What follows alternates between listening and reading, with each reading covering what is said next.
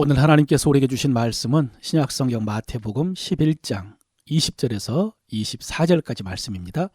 예수께서 권능을 가장 많이 행하신 고울들이 회개하지 아니하므로 그때 책망하시되 화 있을진저 고라시나 화 있을진저 벳세다야 너희에게 행한 모든 권능을 두로와 시돈에서 행하였더라면 그들이 벌써 베옷을 입고 제에 앉아 회개하였으리라. 내가 너희에게 이르노니 심판날에 두로와 시돈이 너희보다 견디기 쉬우리라. 가버나움아 내가 하늘까지 높아지겠느냐 음부까지 낮아지리라. 내게 행한 모든 권능을 소돔에서 행하였더라면 그 성이 오늘까지 있었으리라. 내가 너희에게 이르노니 심판날에 소돔 땅이 너보다 견디기 쉬우리라 하시니라. 아멘. 오늘도 성령님께서 여러분의 마음을 주관하시고 입술을 다스리셔서 하나님의 은혜를 말함으로 사람들을 살리고 세우는 하나님의 나라가 이루어지기를 바랍니다. 오늘 본문에는 주님께서 권능을 가장 많이 행한 고울들이 회개하지 않는 것에 대한 우리 주님의 책망이 기록되어 있습니다. 그 고울들은 고라신, 벳세다 그리고 가버나움이었습니다. 여러분, 이 고울들은 갈릴리 해변에 있는 고울들입니다. 이곳은 그동안 예수님 사역의 중심지였습니다. 베드로와 안드레, 빌립을 비롯한 많은 제자들의 고향이었고요. 이곳을 중심으로 예수님께서 천국 복음을 가르치시고 특별히 수많은 이적을 베푸셨습니다. 5장에서 7장까지 기록된 산상수훈을 이곳에서 가르치셨고 백부장의 하인과 베드로의 장모와 중풍병자와 야이로의 딸과 혈루증 걸린 여인과 맹인과 벙어리를 비롯해서 수많은 사람들의 병을 고치시고 귀신을 쫓아내시며 하나님 나라 복음을 전한 곳이 이곳입니다. 그런데 그 고울들이 주님의 그런 권능을 보고도 회개하지 않았다라고 하십니다. 그래서 주님께서 책망을 하시는데 만약에 너희에게서 행한 모든 권능을 두로나 시돈에서 행하였다면 벌써 회개했을 것이다 라고 하셨습니다. 여러분, 두로와 시돈은 가나안 북부에 있는 해변 도시로 하나님을 섬기지 않은 이방 나라입니다. 아합의 아내 이세벨이 이곳 출신이고요. 그래서 이곳은 바알 숭배의 본산으로 알려진 곳입니다. 그런데 만약에 주님께서 그곳에서 이런 말씀을 가르치시고 권능을 행했다면 그렇게 바알 섬기던 이방인들이 벌써 회개하고 하나님께 돌아왔을 것이다 라는 말씀입니다. 또 소돔과 고모라도 오늘까지 있었을 것이다 라고 하셨습니다. 우리가 잘 아는 것처럼 소돔과 고모라는 가나안 도시 중에 가장 타락한 도시였습니다.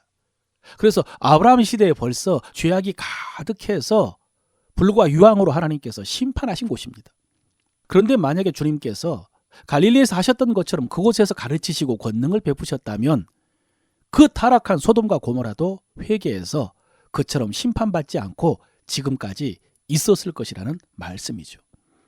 결국 주님께서 그렇게 많은 권능을 행하심을 보고도 회개하지 않는 그 땅은 심판날에 그들보다 훨씬 더 큰 심판을 받을 것이라고 책망하신 말씀이 오늘 본문입니다. 그런데 여러분, 여기서 우리가 회개라는 말씀의 의미를 정확히 알아야 됩니다. 우리가 일반적으로 생각하는 회개는 죄 지은 사람이 그 죄를 인정하고 뉘우치고 돌이키는 것입니다.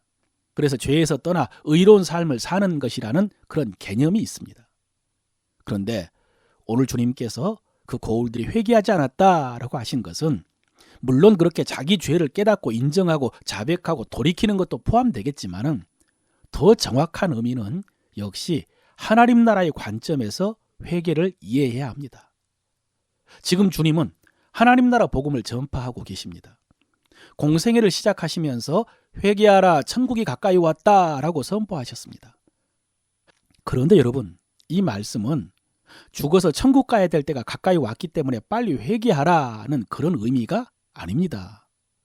천국이 가까이 왔다는 말씀은 죽어서 하나님 앞에 갈 날이 다가왔다, 심판날이 가까이 왔다는 그런 의미가 아니라 마귀의 왕국이 무너지고 하나님이 통치하시는 하나님의 왕국이 가까이 왔다는 그런 의미입니다. 우리가 쉽게 이해할 수 있는 개념으로 정권이 교체된 것입니다. 왕조가 교체되는 것입니다. 여러분, 사무엘 하에 보면은 사울 왕이 블레셋과의 길보아산 전투에서 죽자 그 부하들이 사울의 아들 이스보셋을 왕으로 세웠습니다.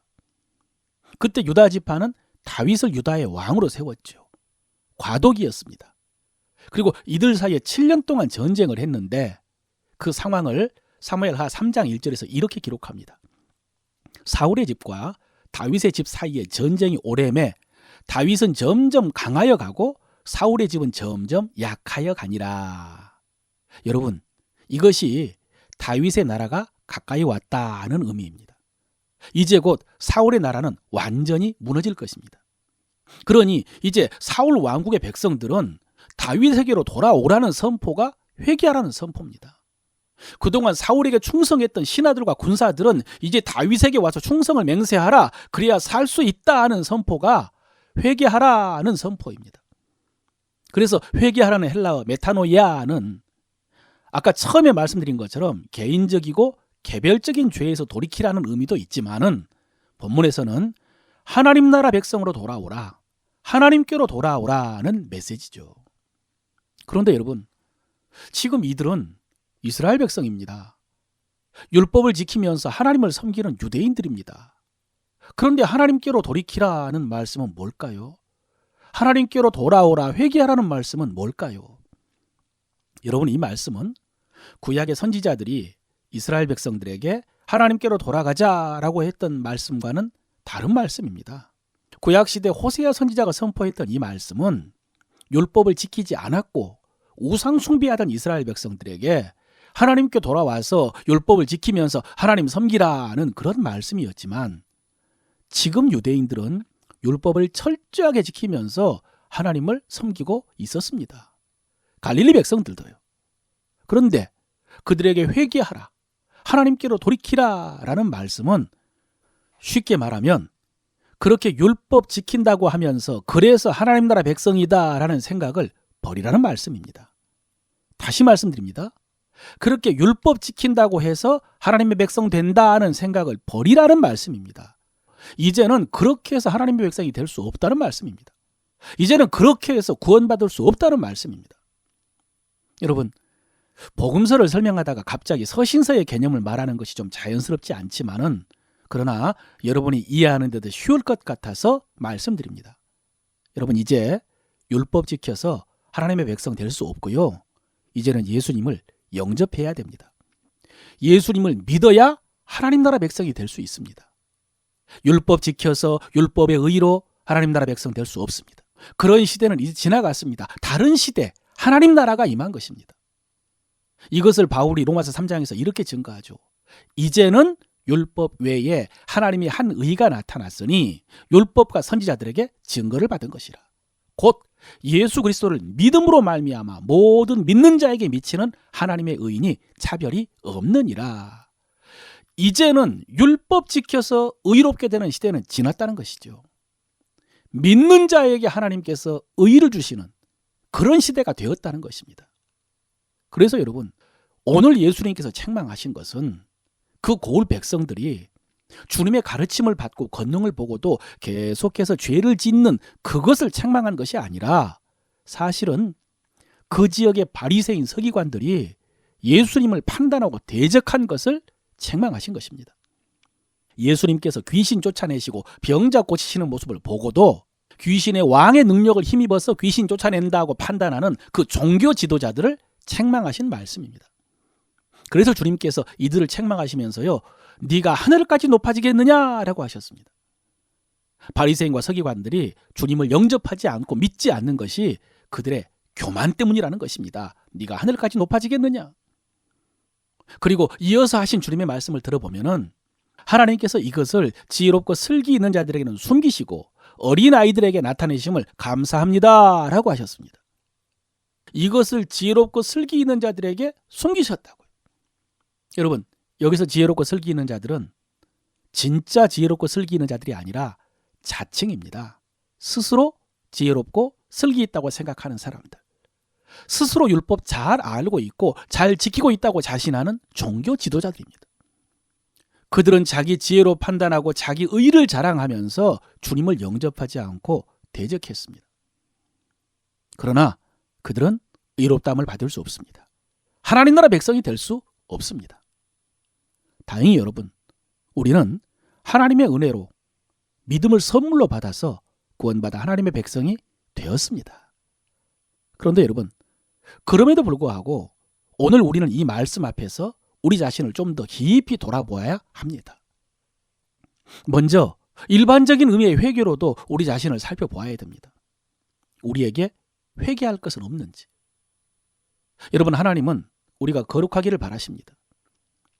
그런데 그 뜻을 저버리고 죄를 반복해서 죄 가운데 머물러 있다면 여러분 징계받을 것입니다.